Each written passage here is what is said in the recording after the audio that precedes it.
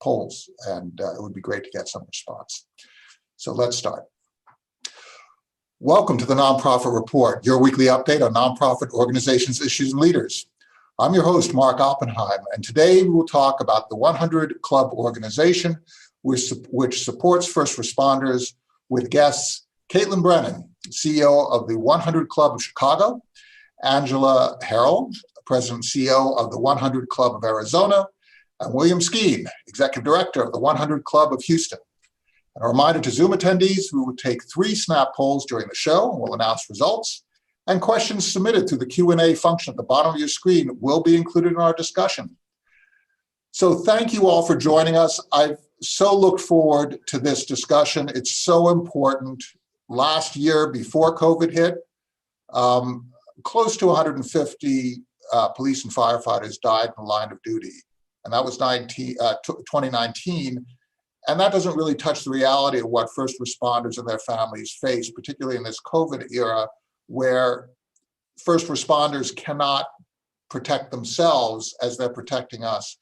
And there is a personal price to be paid. Let's go around the room and talk about how you each define the issue of support of our first responders so that they can have confidence that as they're supporting society, society is supporting them. And let's start with Caitlyn over in Chicago. Caitlyn, could you just describe how you see this whole problem set and how you are responding at the 100 Club? Sure. So I think that that COVID kind of highlights the issue that is always present, that first responders are going and showing up every day to do these jobs, whatever it is that they're facing. And all across our nation, we see what those different challenges are. A lot of weather-based challenges, whether that's disease challenges, whether it's national disasters or emergencies. But our first responders respond every day. They go out and put themselves in harm's way. And what we do in our separate organizations is make sure that they know that they've got us behind them and that they know that their families will be taken care of if anything happens. We serve as advocates, but we also serve as support systems for them and their families. And it's an organized response, isn't it, to a situation that is not to be anticipated by an individual, but if you look at first responders as a group, we can anticipate the need, can't we, Angela, in terms of knowing that families are going to need support, and we can organize for that in advance. Yes, we can be prepared on different levels, obviously in response to a death that occurs in the line of duty for not only law enforcement, but our firefighters. We can be prepared on the financial level, but many of us will never understand what it's like to walk in their shoes. So we want to make sure that we're there for them, obviously with that financial support, but also long-term emotional support and making sure they have resources that we have available to us to make sure they have the right equipment, that we're doing anything that we can do that's proactive and addressing mental health concerns as associated as well. And William, you're running the big kahuna of the 100 clubs, aren't you? The Houston club is quite extraordinary, and it's not just Houston; it's basically a whole region of Texas. Could you talk about how you see the challenges that you're facing? Sure. Yeah, you mentioned us here. You know, we started in 1953 assisting just Houston police officers. We've now expanded to 32 counties around Houston and certain state officers in Texas. So we unfortunately are pretty good at what we do, and we have a huge member base. We've got about 30,000 members that assist those men and women in law enforcement and firefighting every day so that they can go out properly equipped, safe, and if the ultimate price is paid by these men and women, we're there to assist those families and help those kids go to college and take care of their debt. And, for instance, today we've got flash flooding in Houston. I saw on the news earlier, some of the boats we'd purchased for first responders are out there working right now. And those men and women are out there right now as we speak, rescuing citizens, taking care of them.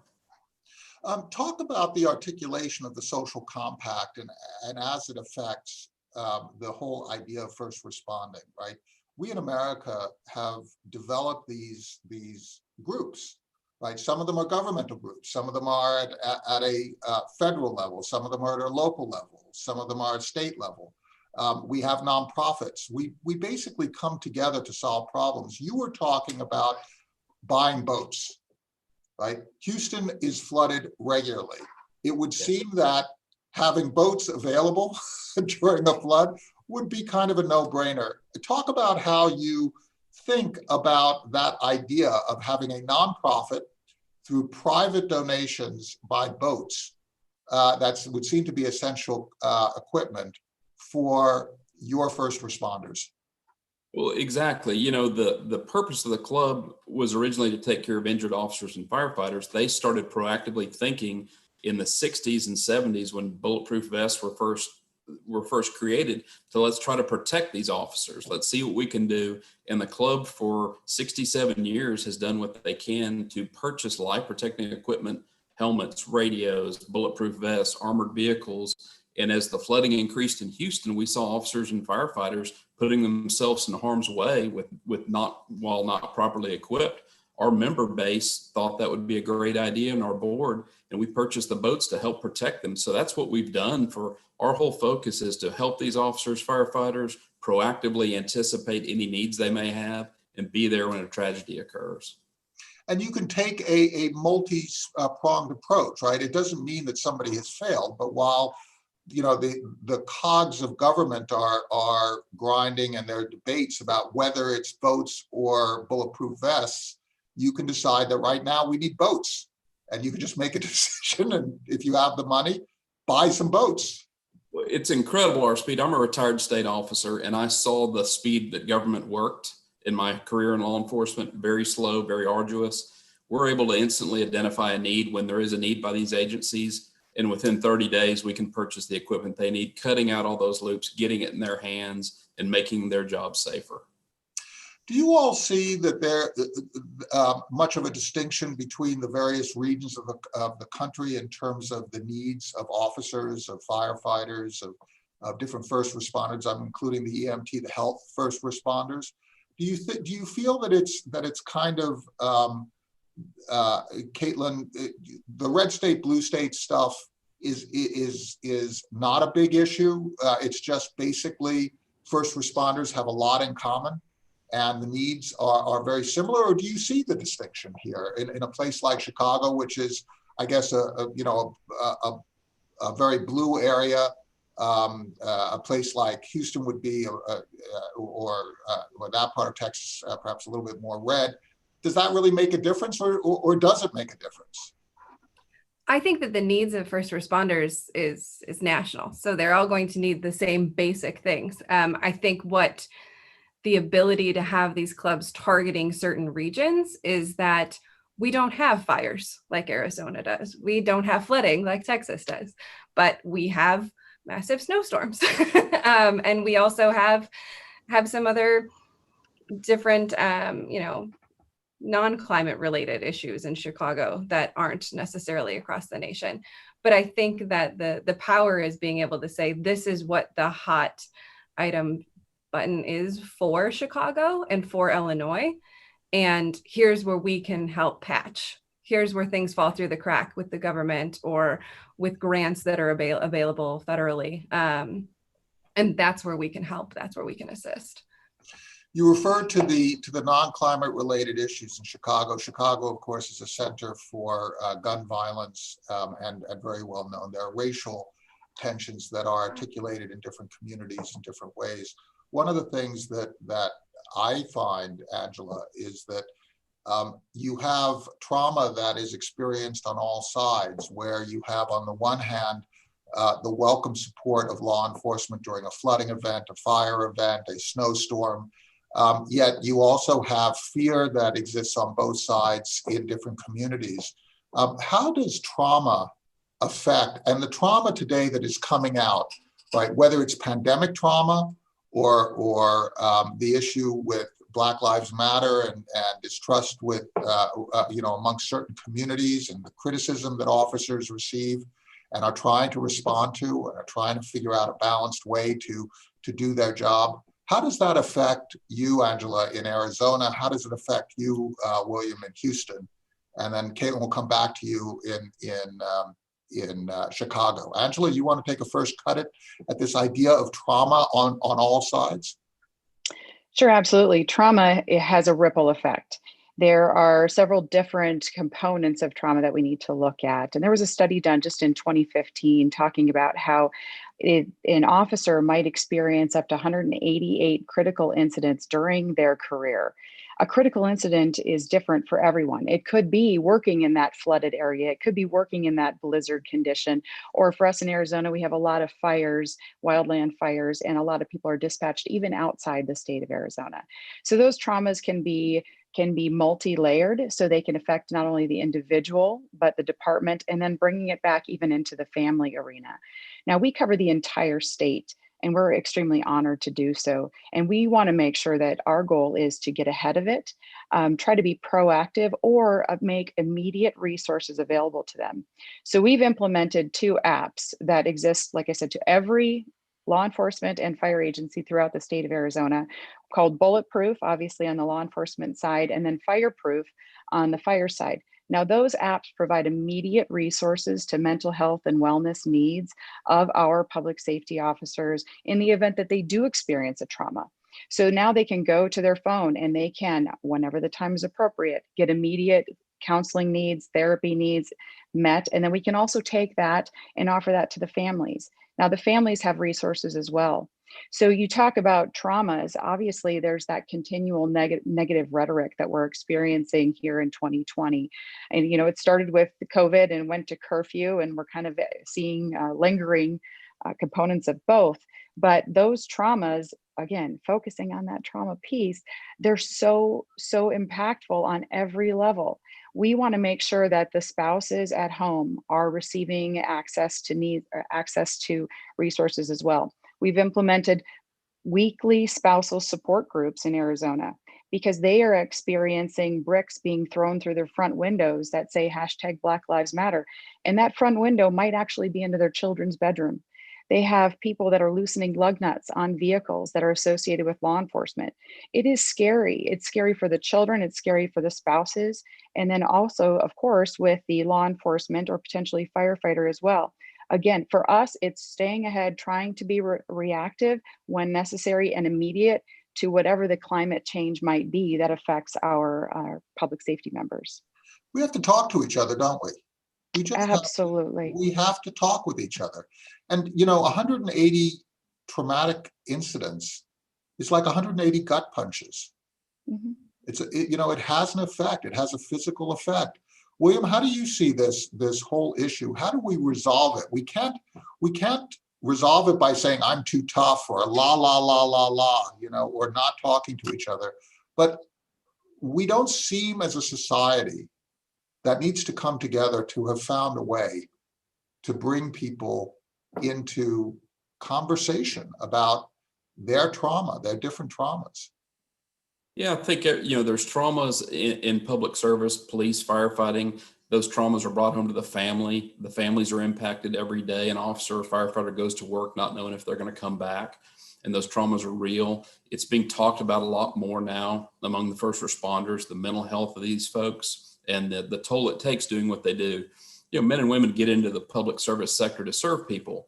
They're colorblind. They are out there to help people. Whoever needs them, they want to work, they want to serve. Our role here at the 100 Club is to do what we can to keep them safe while they're serving our community, serving their fellow man, and some peace of mind to them and their family if they're seriously injured or killed in the line of duty. That's one piece that officer or firefighter doesn't have to worry about. They can focus on going out, serving, doing their job safely, knowing that at least that part of the family situation is going to be taken care of and assisted in the ultimate tragedy occurs. And we just took a poll where we asked in the last year, have the respondents been personally helped by a first responder, and thank them. I mean, just saying thank you. Right? I go to every traffic cop and I walk over and I say thank you so much for directing traffic. I mean, the fact is just saying thank you is really important, and we say thank you to each other every day. We ought to include the people who serve every day. It's a little gesture, but it's a nice thing to do. Caitlyn, how do you see this being addressed? Chicago is famously in the news very often for the divisions. How do you see your role in trying to help that, help to heal those divisions? Sure. So I think one of the biggest things that we can do, and I say this a lot, is there's power in the fact that we don't have a badge. We are able to advocate for firefighters and police officers, and it's not coming from the inside, it's coming from the out. We're able to make that thank you even louder because we see the traumas and we see the benefit of having our first responders serving. We serve 3 counties in Northern Illinois, but, we see that benefit and we're able to have those conversations. And I think for us, this has been a time where we're looking at how we can pivot and how we can help further, offer some programming and make that impact bigger on our first responder community. Are you able to affect the policies and procedures, whether it's procurement of boats or the dealing with trauma and breaking down sort of the macho culture that could be a barrier to talking about issues that we have? Are you having an effect on the culture of the various departments in ways that improve the whole treatment of people who choose this, and their families who choose this as a career? Angela, you were mentioning the whole impact on families. Are you able to affect the culture and practices? I'm actually thrilled that you asked, because absolutely, we've done a few different things in Arizona. And again, in light of 2020, which is such a unique environment for all of us, we've been able to, impact culture is a great way to put it. We can impact families one-on-one, but we can impact culture and make that change if we get into the departments and we start with the academies and we work with them throughout their career. So what we've done, for example, you've got to pivot, as Caitlyn mentioned. And one of the things we're doing is we are doing webinar series. Every week, we're doing 3 to 4 different webinars to get into the departments, to make it accessible to all of our public safety, so that they have the resources to deal with maybe the financial challenges that have resulted, whether they are emotional challenges, stress related, health concerns, whatever it may be.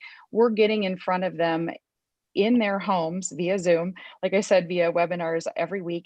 The spousal support groups, we are working and offering training to the departments throughout the entire state of Arizona so that they have all of the resources that they need, whether it may be support for critical incidents, whether it's peer support components, whether it's access to technology, whatever it is. Again, we're trying to get in at the academy level, continue to offer those weekly webinars and trainings at the department when they are deemed appropriate.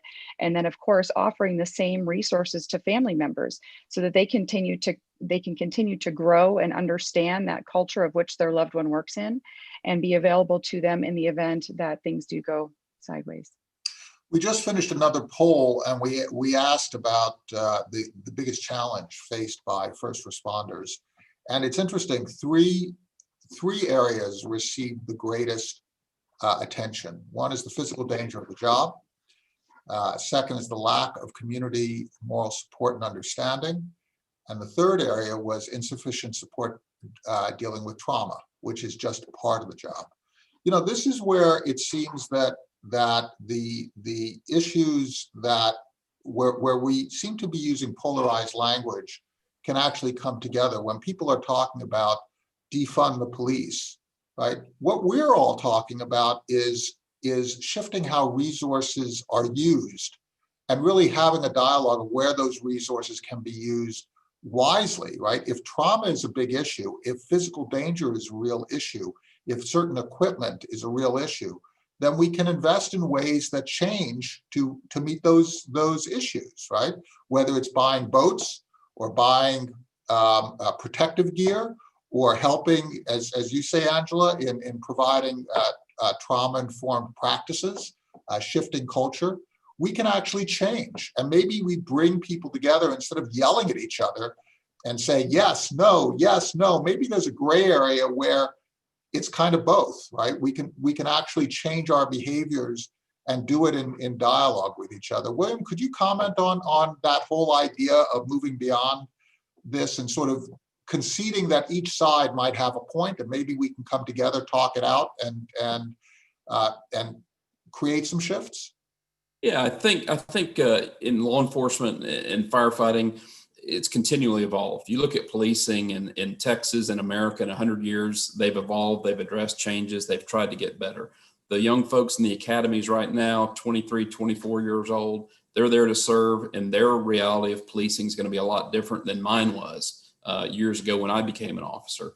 And the departments as a whole are always trying to train up their folks, do the right thing, and move the policing. And, you know, the police officers and firefighters are one of us. They just put on a badge every day. They're not any different. And so when you make that communication happen and understanding, that's going to move the whole thing forward.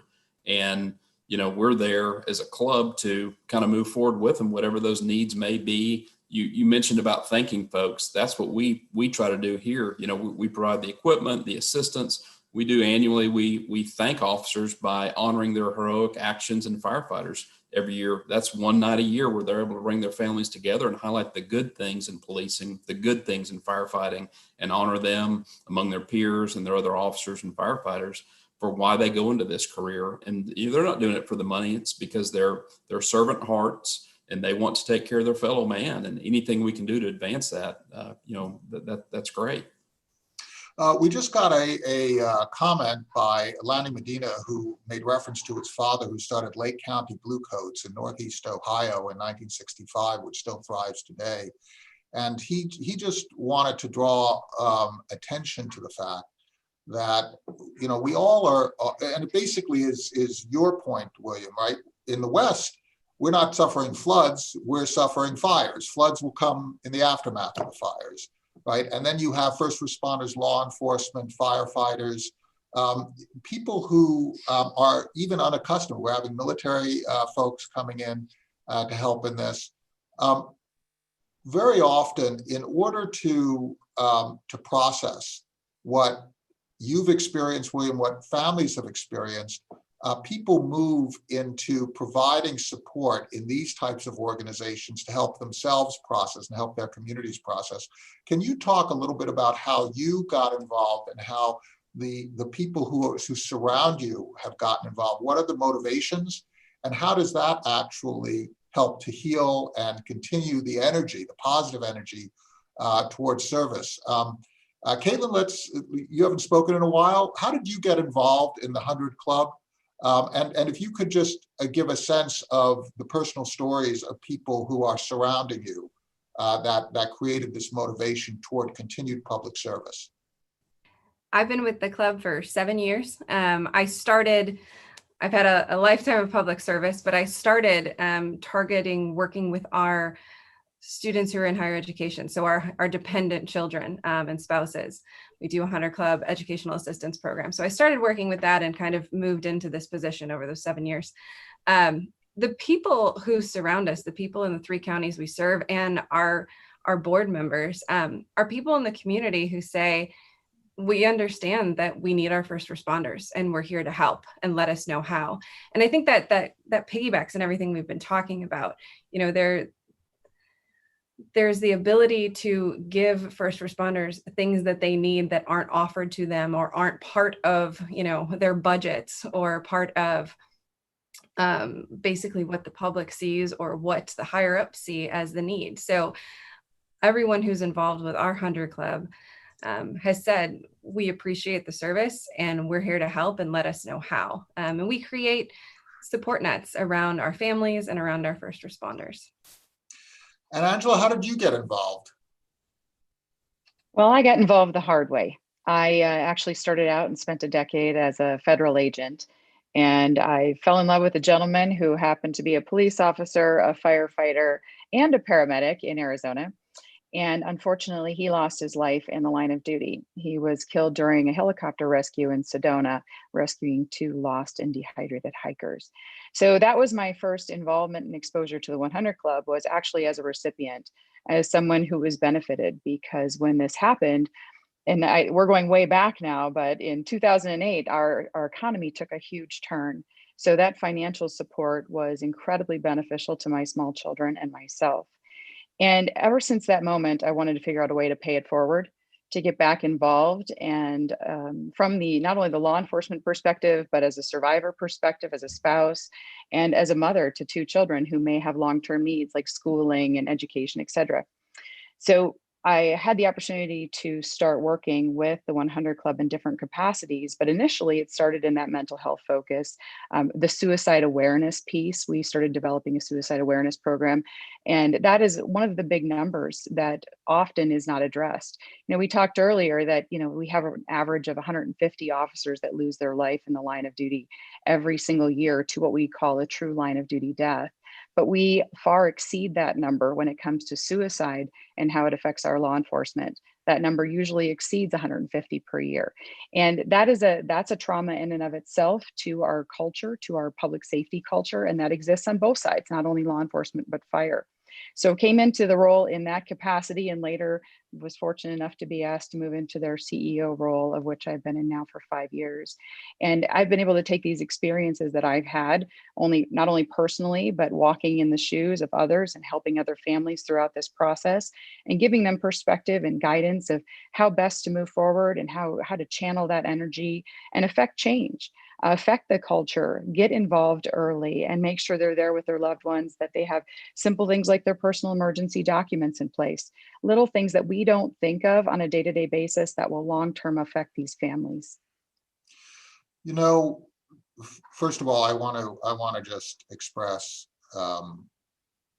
my deep feeling for what you, your husband, your community are doing to help us all. That idea of service in support of others, in a rescue of somebody who you don't know, who just happens to be in America, who happens to need, and that willingness is stunning, and we all need to think about that. So, well, I thank you. Sharon. It's quite honorable on so many levels to be able to be involved and to be able to give back and support. And what you mentioned is that rescue. We often don't think about the fact that we call 911 on our very worst day or on someone else's worst day. You don't just call it nonchalantly. And when those first responders show up, we expect them to show up with their A game. They don't get to say, my back hurts or I didn't get enough sleep. They show up to your emergency to fix your situation the best possible way, without question, without hesitation. And they deserve that thank you. We are just now on the heels of Thank a Police Officer Day, which happened to be just this past Saturday. I think this is something that we should not have to celebrate once a year. We should do every day. We in Arizona are fortunate to do that via our license plate. We have a license plate that says supporting public safety. And that's our mantra, so to speak, is say thank you every day, say thank you while they're serving and they're active, not just when they're gone. This is important. We need to understand that they have a servant mentality, that they are out there day in and day out, whether they got enough sleep or their back hurts or their kid might have a program and they miss holidays. It's important for us to be there for them and say thank you for their service so that we can continue to provide that positive reinforcement despite the negative rhetoric that exists. And we must not make the perfect the enemy of the good. Mm-hmm. Who amongst us provides perfect service in every sense? Who amongst us doesn't trip at a certain time, right? And so that can't be the standard. The perfect cannot be the standard. We're trying to form a more perfect union. Let's continue to strive and recognize our imperfections. William, could you comment on this whole issue of mutual support and how that has unfolded in your life, how you got involved? Sure. You know, the club started in 1953. 100 people that cared about law enforcement came together to raise money for the widow of a police officer. Fast forward in my career as a game warden, I was a state game warden for almost 27 years. I saw firsthand when we had officers injured in the line of duty, how the club assisted them in a serious injury. When I promoted up through the ranks, became a supervisor and didn't have the funding to purchase bulletproof vests for the men and women that served underneath me, the club purchased those items. So I saw that. We bought rescue bags, things to keep officers safe. The club was always there to assist. Ultimately, when we had game wardens that were killed in the line of duty, I saw firsthand what the club did to assist those families. after almost 27 years, came towards a retirement, and I was asked to interview for the position, interviewed against some other folks for this position, and was asked to come over and be executive director. And I can tell you firsthand what it's meant to me and my family to have this group out here when I was patrolling, when I was working. My brother's currently an HPD Houston Police Sergeant, and I know what that means to all of these officers and their families of what we do and how we're there to assist them. So I don't feel like I'm working every day. I'm doing what's truly in my heart to assist these families, to take care of them and get whatever they need to help do their jobs better. Incredible organization to be a part of. Again, I'm blessed to do it, blessed to serve these men and women in police and fire service. And you made a really important point, which is underscored by the poll that we just took. You made the point that by talking to each other by service, and Angela, you and Caitlyn, you also made the point, we can evolve practices so that law enforcement, the next generation of law enforcement is an evolved version of this generation. And we are an evolved version of the past generation. We asked whether should the culture, training, or personnel mix of first responders change based on points made during recent protests where people are just yelling at each other. And what's interesting is that 2/3 said yes, and the rest of the third said somewhat. There's not a single person who said no. This is all part of this, right? The whole idea of identifying need, having dialogue, changing practice, dealing with trauma. What you are doing at the 100 Club is part of that change and making the world a better place, and engaging first responders, their families, and supporting first responders' families is a big part of that. I'd like to thank you all for sharing your work with us. Angela, let's give you the last word, since I just saw you unmute your mic. What would you like to take us out on? What is the point that we should all remember? Well, I love the idea of just saying thank you. Whether they are a firefighter who runs into a home who is face-to-face with COVID on a regular basis, or whether they are police officers working in protests, making sure that we have a peaceful situation where we can all get up and go to work every day. You brought up another good point in that there are bad apples. That doesn't ruin an entire industry. And through training and through just public discussion like we're having now, we can let people know that everyone's doing their best. And if there are challenges, we work through them as an organization like the 100 Club here, or Texas, or Illinois. We can affect change from the outside. We don't have to be part of that government circle. We can sometimes offer individuals access to resources that they don't normally have within their department. And together we can do more. And if we continue to stand by them, they will stand by us. Absolutely, right? Perfect is not the standard. Becoming more perfect, understanding our imperfections and dealing with those in a forthright way, talking with each other, that's the standard, isn't it? Well, thank you all so much. Thank you, participants. That's the nonprofit report. Let's continue to support each other, stay safe during this COVID era, and thank you all for coming and joining us at the various 100 clubs in Chicago, in Arizona, in Texas. Thank you so much.